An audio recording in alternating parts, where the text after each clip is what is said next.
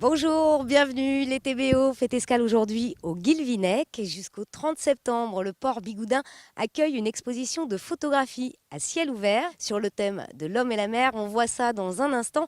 Mais tout de suite, le point sur l'actualité de ce mercredi 9 juillet en Finistère.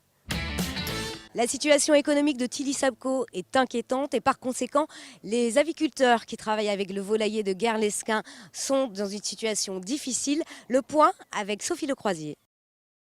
Ils étaient 600 il y a 18 mois, ils ne sont plus que 150 à travailler pour Tilly Sapco. Les producteurs bretons de volailles pour l'export sont dans l'impasse. Faute de garantie de paiement de l'abattoir, leurs fournisseurs d'œufs d'incubation et de poussins ne les approvisionnent plus depuis 2 semaines. Sans ces œufs et poussins, les bâtiments seront bientôt vides. C'est toute la filière avicole à l'export bretonne qui est en danger. D'un point de vue comptable et d'un point de vue activité, l'activité avicole représente 97% de mon bilan. Il n'y a pas besoin de beaucoup d'explications pour comprendre que si on retire l'activité avicole, l'exploitation, elle s'écroule derrière, c'est obligé. Et donc vu qu'on tourne à des cadences relativement peu soutenues depuis le début de l'année, ça va aller très très vite. On est en gros manque de trésorerie, il faut pas se le cacher. De son côté, l'abattoir Tilly Sapco fait les frais de cette interruption de production de poulet.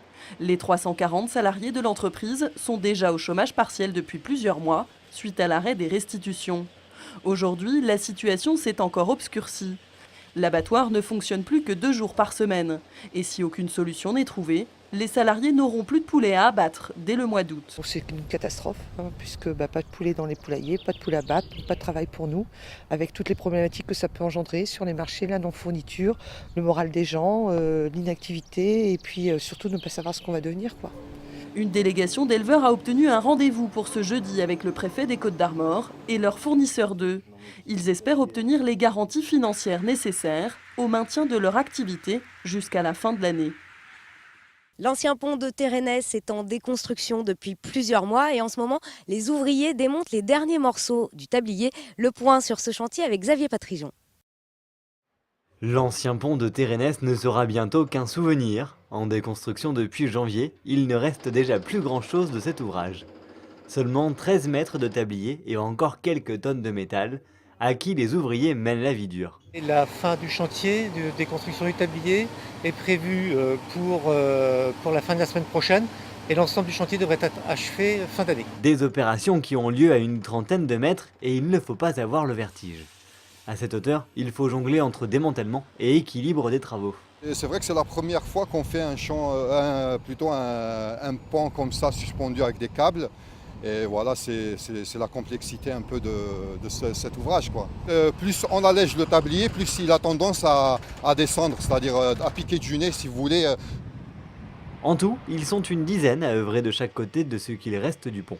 De l'autre côté, pour le moment, on est en train de détendre les câbles pour remettre le pylône à zéro, pylône sud. Et tout cela continue de se réaliser avec la volonté de respecter l'environnement et de le rendre ensuite encore plus appréciable. Tout le site va être réhabilité. 2 belvédères vont être aménagés de part et d'autre de l'ouvrage, de l'ancien ouvrage, ainsi que le site donc aménagé avec des parkings de part et d'autre. Les Brésiliens ont passé une très mauvaise soirée mardi lors de la demi-finale de la Coupe du Monde de football. Leur équipe nationale a sombré face à l'Allemagne sur le score historique de 7-1. À Brest, une vingtaine d'étudiants brésiliens s'étaient réunis dans un bar pour suivre le match. Résumé de cette soirée naufrage avec Félix Noël. C'est dans ce bar à tapas de la rue Mathieu Denard qu'une vingtaine d'étudiants brésiliens suivent la Seleção depuis le début du mondial. Tous espéraient assister à l'accession de leur équipe en finale de leur compétition.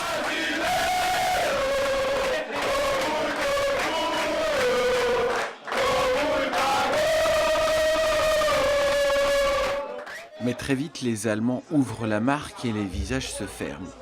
Pire, le match est plié à la demi-heure de jeu. Les Brésiliens sont menés 5-0.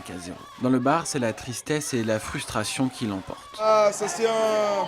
Moi, je suis un peu vexé pour être brésilien parce que dans les histoires de l'équipe du monde, ça n'a jamais se passé comme ça. Je veux prouver beaucoup. Je pense que c'est, comme on se dit, d'Inde. C'est à la fin. Malgré la défaite promise et les buts qui s'enchaînent, personne ne quitte le bar à l'inverse du public, du stade de Belo Horizonte. Seule solution, faire la fête pour oublier. Ouais, on va oublier les problèmes. C'est comme on fait parfois parce que c'est pas cool. Et c'est triste les temps. Donc aussi on fait la fête pour la tristesse aussi. Le but d'Oscar à la fin du match ne changera rien. Score final 7-1. Les Brésiliens seront à nouveau présents samedi à la Guarida pour supporter la Seleção en espérant qu'ils relèveront la tête pour décrocher la 3e place du mondial.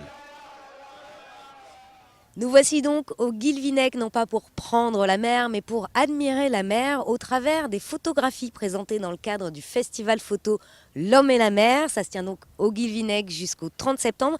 Et pour en parler, nous sommes avec Michel Guiriec, président donc du festival. Bonjour. Bonjour. Alors, dites-moi, combien de photographes et combien de photos sont présentées au Guilvinec cet été? 9 photographes et donc présentent et offrent aux visiteurs plus de 200 photos. Le Guilvinec devient une galerie à ciel ouvert en Tout quelque à sorte. fait, c'est donc un festival photo qui depuis le départ a cette ambition de présenter pendant 4 mois, globalement, à ciel ouvert et je dirais sous tous les temps, les travaux de différents photographes en lien, bien sûr, en lien avec la mer. Alors on va aller déambuler dans le Guilvinec pour découvrir toutes ces œuvres.